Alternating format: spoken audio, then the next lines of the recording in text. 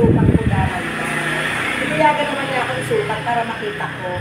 Tignan nyo naman, tapos sa tapasin ko ng ganyan. Di ba lang pakalaki? Para kasi pamayupay. Di ba lang kasi parang gusto niya lumipad. Ito yung damit niya, gusto niya lumipad. Kaya na ayaw niya na lumipad. Kaya parang patatanggal niya na itong parang pakpak na to. Kailangan sukatin natin yung pinakagitna. Saka yung dito. Para magka-pareha sila ng sukat. So, ayan. Ayan. Eto na yung kanyang damit. Hindi na siya mukhang lilipad. Ayan. O, diba? Ang style talaga nito, kahit ganun siya kabalong, mahaba pa rin talaga yung harap. Tapos medyo maiksi sa likod. Pero ganun pa rin ang itsura niya, medyo mahaba pa rin sa harap. At maiksi sa likod ng konti. Ayan.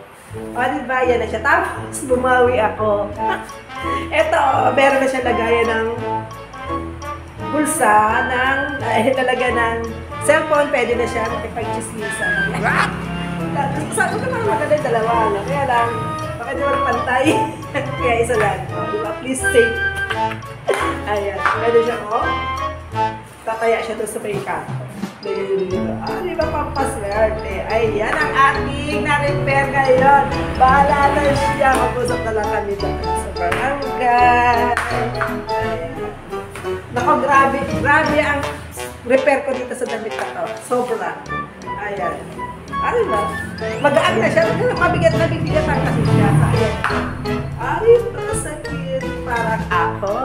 Ayan.